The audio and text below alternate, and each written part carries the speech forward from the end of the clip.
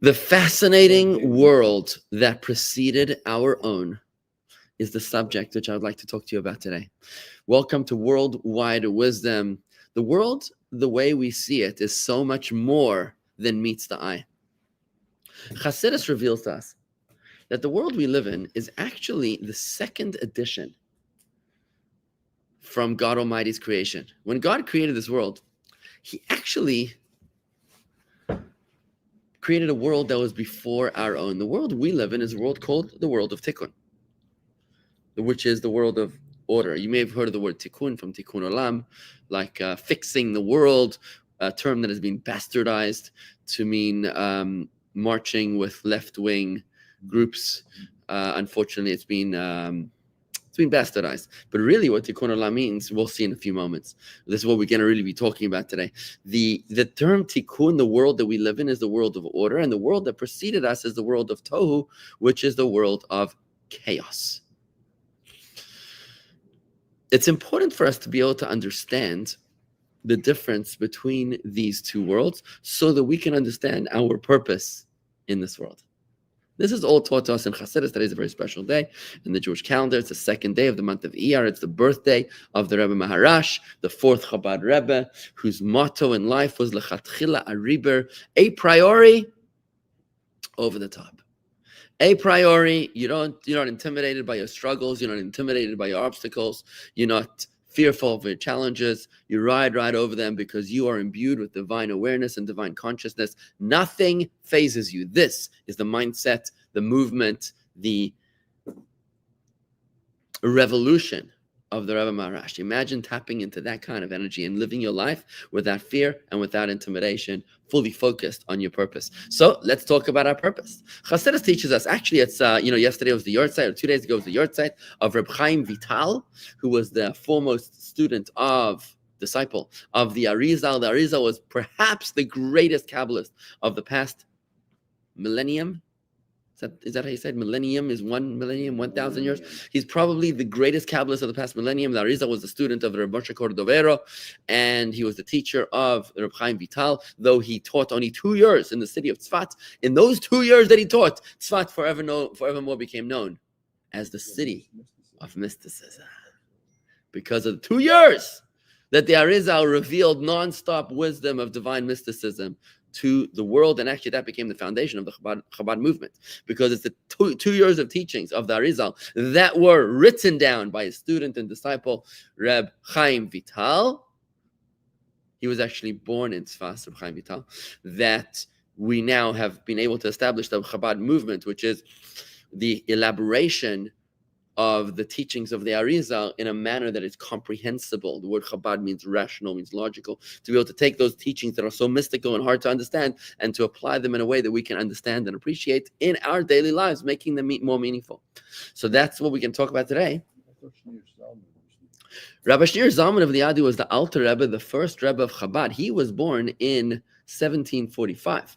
So he was the one that brilliantly managed to establish the movement of Chabad, which was the mindset, the courage to be able to take the teachings of Jewish mysticism, which heretofore were abstract, aloof, and very difficult to comprehend. And he said, we're going to make them rationally understood. This was such a revolution that you may recall that the Alter Rebbe was imprisoned for 53 days, and his teachers appeared to him. His teachers, the Baal Shem Tov and the Maggid of Mezrich, appeared to him from the next world. They came to him, and they revealed, and they said that the reason you're in jail is because it's not because the communists threw you in jail, or because somebody slandered against you that you were supporting the Turks, the Ottoman Empire in Israel, with charity to Israel. That wasn't the real reason. The real reason is because in heaven they are deeply concerned that the wisdom of mysticism, of Jewish mysticism, should not reach the minds of the rational comprehension of mortals. It's too much. You're pushing the envelope. They want to curb your efforts. And the Alter Rebbe asked, what should I do about it? So they told him, just keep it up. We'll fight for you. And indeed, he was released after 53 days. The 53 days correspond to the 53 chapters of the book of Tanya, which is his magnus opus. which really solidified the teachings of Jewish mysticism into a manner which is comprehensible and rationally understood, and thus he became the founder of the Chabad movement. The Arizal, of course, wasn't in the Chabad movement. He was just teaching the wisdom of Kabbalah, but it was still ethereal. All right, anyways, so what are these two worlds? The worlds of Tikkun, we know the world of Tikkun, but what's the world of Tohu? I'm going to try to explain this in the following way. So, everything that we encounter has a body and a soul, software and hardware. I mean, look at a human being. He's got a body and he's got a soul, right? You know, it's interesting. I was taking a walk with my son last night, and we were walking on the country club, and we noticed people in their 80s playing marbles. Marbles. You know what marbles are? I mean, they call it bocce. They call it bocce or something. And I said to my son, I used to do that when I was 4, 5, 6 years old. That's what we did. And now they're in their 80s, they're in their 90s, and this is what they're doing. They're playing marbles, bigger marbles, moves a little slower, but they're playing marbles.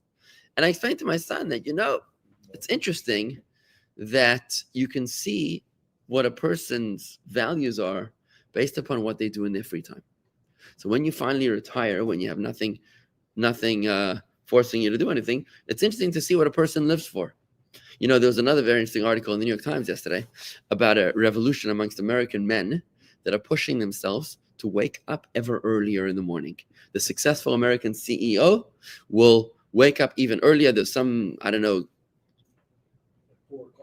4 o'clock in the morning. There's some, maybe call him an influencer. I don't know what he is, but he's some guy in Miami that made a video of himself at 3:57 is brushing his teeth, and at 4:01 he's doing push-ups on the balcony, and he's drinking his water, he's dipping his face in lemon ice water and wiping bananas all over his face, whatever he was doing.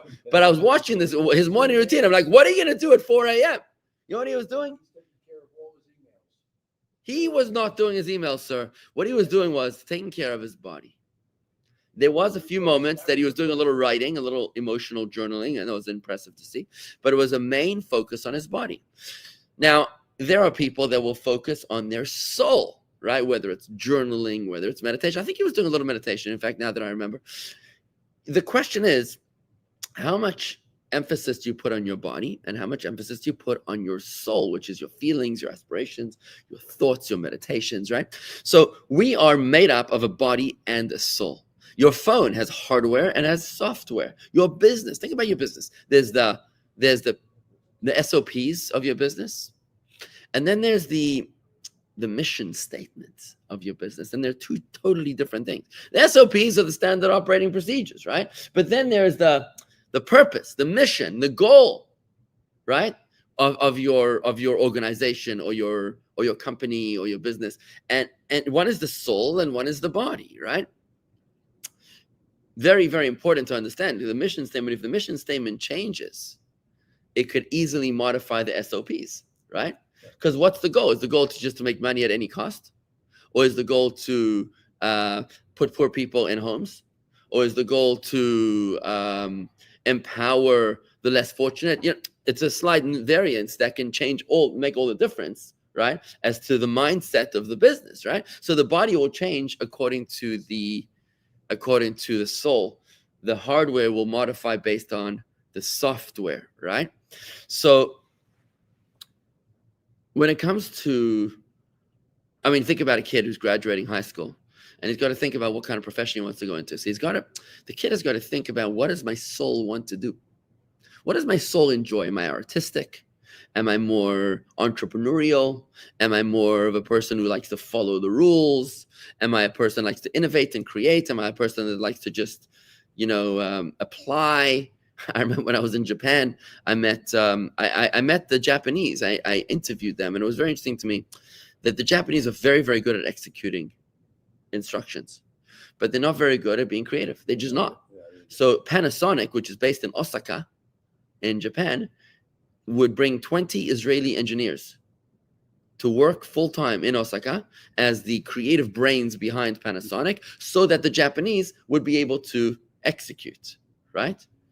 Would be able to execute. So imagine it was the other way around. Imagine if the Japanese were creating and the Israelis were executing. Forget about it, right? Never happened. It would never happen, right? You'd have I know that. yeah. Somebody said recently that what's the difference between heaven and hell? Heaven is where the police are British, the engineers are German, the lovers are Italian, the organizers are Swiss, and the cooks are French. It's heaven. You know what hell is? Hell is when the police are German, the organizers are Italian, the lovers are Swiss, the cooks are British, and the engineers are French, right? Think about it. So you've got your personality traits, you've got your soul, and you've got to figure where you want to channel that soul, right? Which business, which college, which training, which whatever you're going to want to channel yourself into, right? So what happens when you have an idea? So let's say you got a person who's running a company. Let's say the CEO is a visionary that has no grounding in reality, right? We're going to publish 25 million books. Visionary, we're going to change the world. It's going to be amazing. But there's no plan. Like, what are you going to write in the book? Doesn't matter. You got all, what do they call, all hats and no cattle, right? He's got full of ideas, bursting with ideas. It's inspiration, but there's no plan, right? So the plan would be the SOPs, would be the body, right? So you got a soul that's fully focused on the soul with no emphasis on the body. Then what's going to happen? You're probably going to go bankrupt relatively quickly, right? On the flip side, when you have an idea, when you have a company which is at play, let's say you inherit a company. Somebody told me yesterday that he inherited a company that he didn't like. His father told him, "This business, I'm giving it to you, whether you like it or not. You don't want it, it's gonna die." And the guy had no interest or knowledge about how to run this particular company. So what he did is that he told me that he learned how to do the business, and he learned how to make money in the business, right? And he's okay with it, but it wouldn't bother him too much if the thing kind of died, right? So you got two contrasts. The first case is the 25 million books. You got all vision and no plan. On the other side, you got a plan, but he's got no vision. I got like no particular interest in this, right? And these are the two worlds of Tohu and Tikkun. The world of Tohu is where there was all vision and no plan. And therefore, what happened was the train crashed. It's called the explosion of the vessels. It's a world that was unable to continue. It was too intense light for the vessels to contain, right?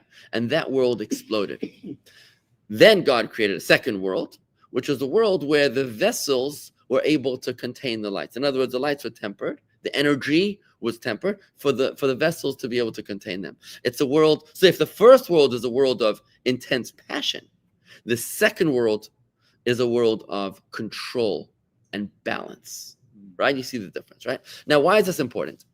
It's important to understand that the first world, that, normally when you write a book and let's say the first manuscript was bad, what would you do? You don't talk about the first manuscript. You just dump it in the garbage and you move on, right? If you try to open a business and it failed, and then you open another business and it succeeded, you don't constantly talk about the first business. You try to delete that from your memory, right? So if God created a first world that failed, then why does Kabbalah tell us about it? Like, why do we need to know that God made a mistake? Like, what's going on here? The answer is God didn't make a mistake. It wasn't a mistake. It was all part of the plan. There was a world of intense passion which crashed, which was then followed by a world of tempered and balanced, of balanced intensity that was able to correct the previous world. This manifests in the way that we live our lives. Let me give you an example. So we live our lives in a way where we're born and we have not one but two souls. We have two conflicting energies within us. These are the energies of the godly soul and the animal soul, right? It's the energies of the Tohu and Tikkun and play. Which comes first into the human being? The animal soul comes up even before birth. You got an animal soul. From conception, or 40 days before conception, or 40 days after conception, you've got an animal soul is already there. When does the godly soul come? Late to the party. Oh, the bris. It starts at the bris. The godly soul starts at the bris. When is he waddles his way in, right? 13 years later at the bar and bas mitzvah. That's when the godly soul finishes coming in. And the animal soul is like, hello, who do you think you are? Yeah, I've been here. This is my territory, my turf. Domain. Right? My turf, like don't mess, So this is a conflicting energy within us. What we learn from the world of Tohu preceding the world of Tikkun, we learn what was wrong with Tohu. Was Tohu evil? No. It was just misguided. The energy was undirected. It was unchanneled, and therefore it manifests in a way that crashed. Let me give you a very, very practical example of this, okay? I'm sorry if the subjects are a little bit ethereal, but bear with me. We'll try to work our way through this, okay? So I'll give you a very practical and personal example. So if you're a human being, you probably have experienced a situation in your life that was difficult for you to process. Whether it was a one-time life-threatening experience, maybe a car accident, maybe somebody scared the living daylights out of you, maybe it was some sort of a sexual trauma, maybe it was a war, maybe it was some cataclysmic event in your life, or could be other, maybe smaller events in your life, like maybe you were shamed by your siblings or your parents. And it's not like a big trauma, but if it's consistent, it's what's called complex PTSD. It actually becomes a trauma, right? It becomes a trauma. So whether you had a one-time cataclysmic trauma or small, tiny little traumas that are consistently repeated, what happens is that the body naturally tries to protect itself and doesn't want to have to endure these challenges again. So you got something in your brain called the amygdala, and the amygdala is scanning yourself for challenge, for struggle, for danger, right? So what happens is if the amygdala experiences a recurring of that situation, then for reasons which the conscious mind cannot explain, you will react in a ferocious manner. There was a kid I was reading about there was a man, I think, who reacted terribly to his wife. He would become very aggressive to his wife. And he couldn't understand what he was doing. So in therapy, they discovered that he had been molested by maybe a woman, I don't remember exact details, and that the woman wore that same exact perfume. That when his wife wore that perfume or that whatever, right? That's when he was just triggered, right? So what happens here is this is unfortunate. It's trauma. It's trapped emotion. It's trauma. Now, through proper therapy and mindfulness and meditation, we hopefully are able to reach a state where we can manage this trauma and in fact use that trauma to be able to become more conscious and more mindful human beings. In today's Hayom Yom, the song of the day, today's Wednesday, right? It says like this. Ashrei HaGever Asher Tiasrenu Kal Mitorascha Talamdenu was in the song of the day today. This one comes from Psalms 95. It says, let me translate this exactly. Fortunate is the man whom you chastise, O Lord, and instruct him in your Torah, bestowing upon him tranquility in times of adversity until the pit is dug for the wicked. What this means is that fortunate is the man who learns from his adversity. Without the struggle, without the opposition, you would never become the person that you've become, right?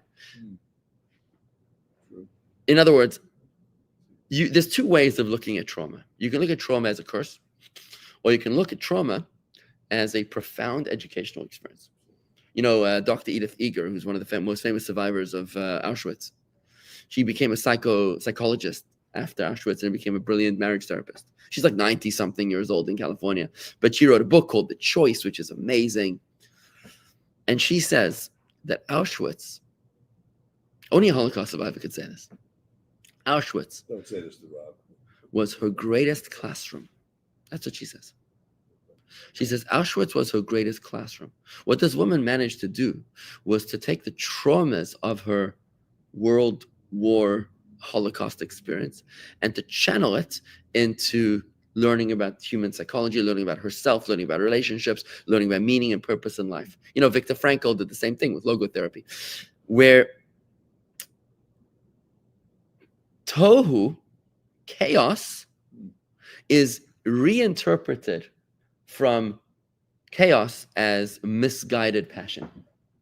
And if you're able to redirect the passion and apply it into a proper vessel, now you're taking the power of the bull, the power of the horse, the wilde chaya animal, and you put a yoke on it, and now you're going to be able to be far more successful, be able to reach far further than you could have on your own.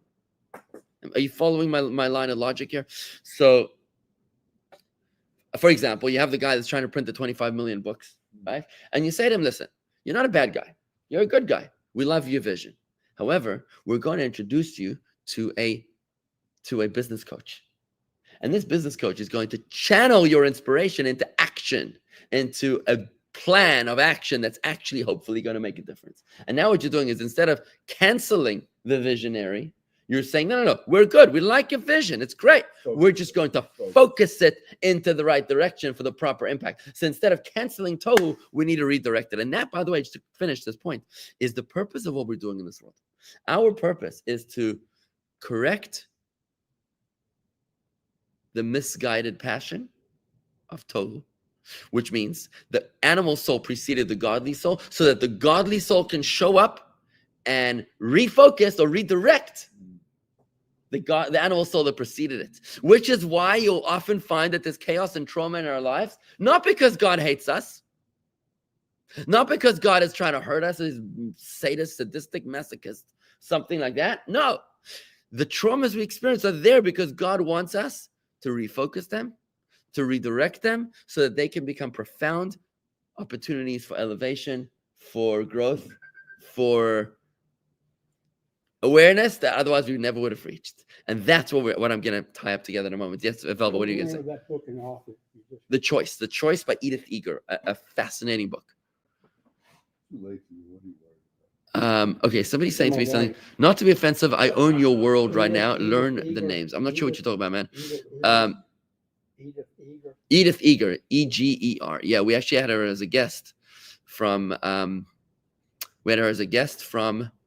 on our Zoom, on our YouTube channel. If you want to see how we interviewed her during COVID, go to our YouTube channel and search her on the Chabad channel. Rochelle is from Malta. Nice to meet you, Rochelle. I've got a question for you. If you could send me an email to rabbi@jewishgardens.com. That's rabbi@jewishgardens.com. Thank you. Okay, so let's now apply this wisdom into our mimer. Okay, let me give you the general context before we tie it up inside the text. We're learning the mimer of Hanukkah. And in this mimer of Hanukkah, we asked a profound question, a brilliant question at the beginning, which is why are we doing this mitzvah at nighttime? All the other mitzvahs you do in the daytime. You know, the Hanukkah lights were commemorated in order to make up for the menorah candelabra in the temple. When was the menorah candelabra temple lit in the temple? In the daytime. So why are we lighting the Hanukkah lights in the nighttime? Why would we be doing any mitzvah in the nighttime? Nighttime is a time of spiritual darkness. Why would we be doing Hanukkah lights in the dark? We should be doing Hanukkah lights in the day. Or most mitzvahs apply in the daytime. So why are we doing this mitzvah in the nighttime? And the answer we've been given through this amazing construct is that the purpose of the Hanukkah lights is not merely to bring holiness to the light as much as it is to bring holiness to the dark. To transform the dysfunction into function. And we're going to apply this now to transform the tohu into tikkun. Right? To transform chaos into order. And this is the true meaning of tikkun olam. Tikkun olam means to repair the world. What that means is, tikkun olam doesn't mean that you help necessarily, doesn't necessarily mean that you help an old lady cross the street. It could also mean that. It certainly does not mean that you're marching with Black Lives Matter or that you're marching with Free Palestine, right? That certainly is not what I mean. That's a bastardization of what it could possibly mean. Tikkun olam means to take the chaos in your life and to refocus it. That's what it means. To take the animal soul, which has an addiction, to understand the root of that addiction, to go down dark and dirty to the very root of that addiction, to understand where it came from. And that could be through various kinds of therapy, Torah-guided therapies. That you should get a therapist who's a Torah Torah observant, guys. I'm urging you, please get a therapist that's Torah observant, because it's going to make a profound difference, or at least someone who's very sensitive to Torah values. Because otherwise, I've seen therapists just destroy families in the most awful way. There are good therapists and there's not good therapists. And if you're able to identify the core of that addiction, or the core of that people pleasing, or the core of that codependency, and you're able to go down dark and dirty to the very core and to work through it, it's then that you're able to actually rechannel that trauma into making you a more sensitized, more conscious, and more aware human being, a more perceptive and aware Jew. So I'll give a very practical example. So you have someone who, let's say is a workaholic. Why is he a workaholic? The workaholic is that he can't not work. And then through working on himself, inner work, he discovers that the reason he's a workaholic is because his mother is running away from something. He's running away from something. That's why he's anesthetizing, because he cannot spend time by himself. Somebody told me yesterday that he cannot spend time by himself. He cannot go on a cruise. He's got to constantly be doing something, because on a cruise, he's stuck to a spot and he can't be constantly doing other things. And I said to him, I think you might be running away from something. Be careful. Think about that. Think about whether you're running away from something when you tell me that you can't go on a cruise, that you can't be rooted to the spot for a little while. Relax, right? So the person's a workaholic, and could it be that he's running away from something? What could he be running away from? Perhaps he's running away from parents who refuse to give him compliments. I met someone recently who told me that his father said at his bar mitzvah, his father blessed him at his bar mitzvah speech, that you should grow up to be worthy of my love. Oh my goodness. True story. You should grow up to be worthy of my love. And I'm like, I was horrified. Have you ever heard of unconditional love? I love you because of who you are. No. I only love you when you achieve a B plus or an A minus average. Actually, no, make it an A plus average, right? I mean, what do you expect from this kid? This poor child was too young to be able to process what was going on, to be able to understand that this parent was abusive. To say to him, I will only love you when you conform to my standards, when you make me proud, right? So what this kid grows up to become is a workaholic, an overachiever who's afraid of failure, because this is the kind of guy, when he loses his money, he's going to commit suicide. He's going to commit suicide. He's in danger of suicide, because if he loses his money, then he's now has no worth. No value. He's got no value at all. So now what happens? You look at this person. Now this is total chaos. This is total tohu. This is total tohu. He's got more lights than his vessels were able to process. His young little mind at 4 or 5 or 13 years old was unable to process the fact that his parent was backward. His parent was upside down. His parent was abusive, right? The vessel wasn't able to process the light. So what happened? The light was too intense. So he just broke the vessel, right?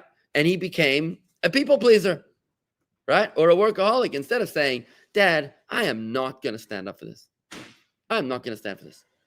And I am going to stand up for this behavior. So now what does he do? Let's say he works through this trauma. And what he does is, with this trauma, he comes to the conclusion that he is struggling with a shattered sense of self-esteem.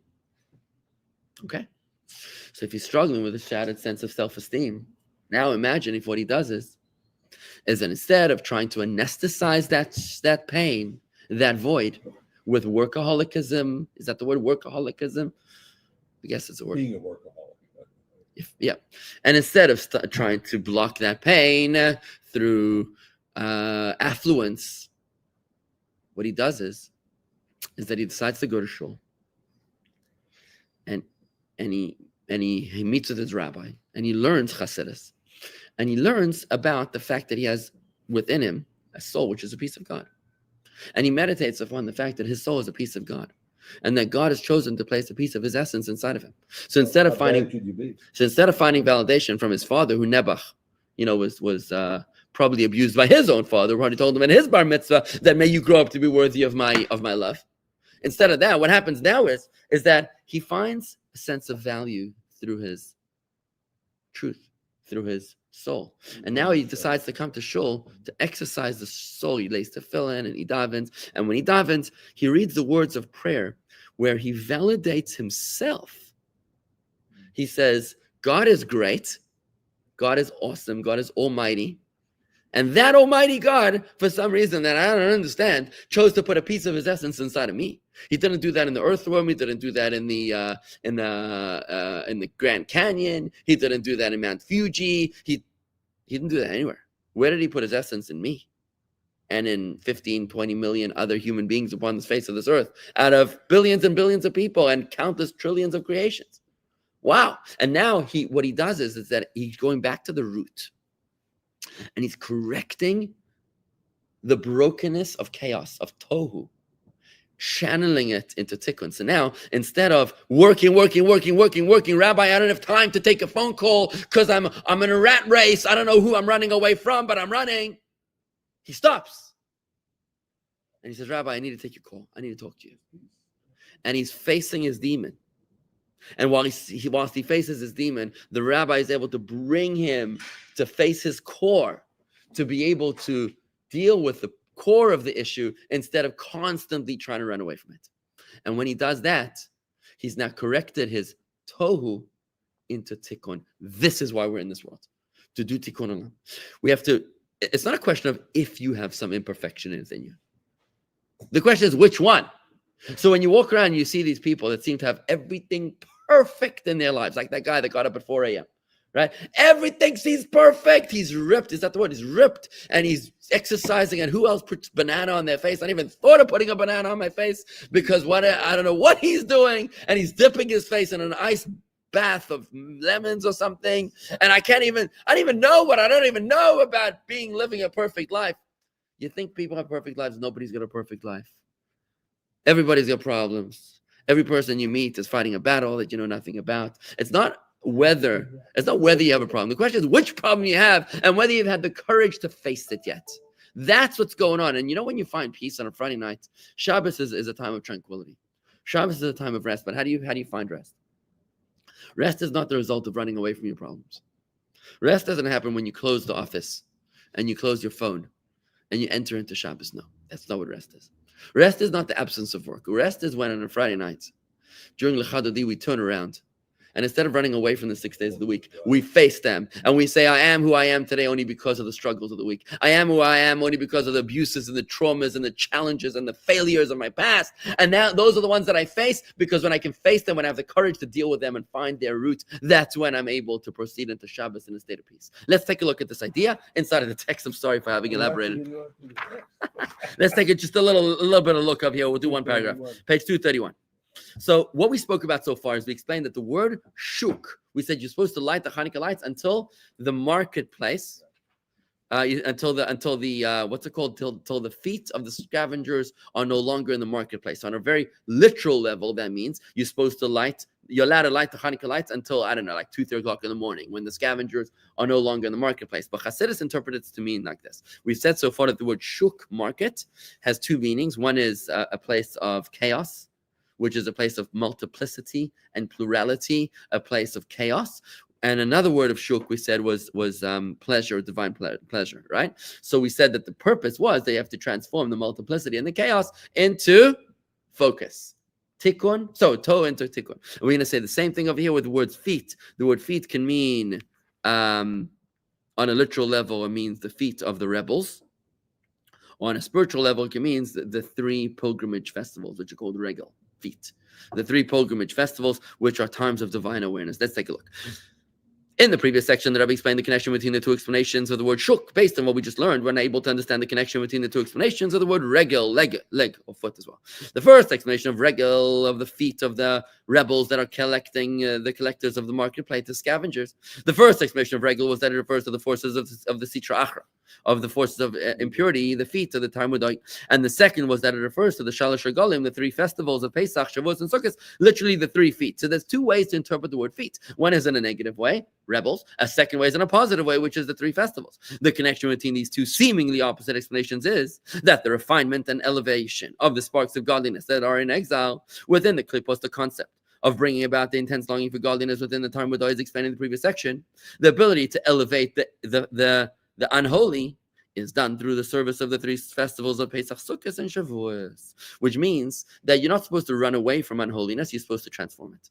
You're not supposed to run away from chaos, you're supposed to have the courage to face it and to redirect it. The Rebbe explains the deeper meaning of the three festivals. Chassidus explains that the main difference between the worlds of Tohu, which is the source of the Klipos, and Tikkun, the source of holiness, is that the world of Tohu, in the world of Tohu, the spheres are arranged in 2 columns, while in the world of Tikkun, they are arranged in 3 columns. What does it mean 2 columns? This might take a little more time. I'm going to save this for tomorrow. We just touched on the word of Tohu and Tikkun, but the point being that don't run away from your problems. The purpose of your problems is that they should be transformed into light. Night needs to be transformed into light. Chaos needs to be transformed into order. And when we do that, we will have fulfilled that purpose in this world. Okay. Thank you very much, everybody. Shkach, have a great day.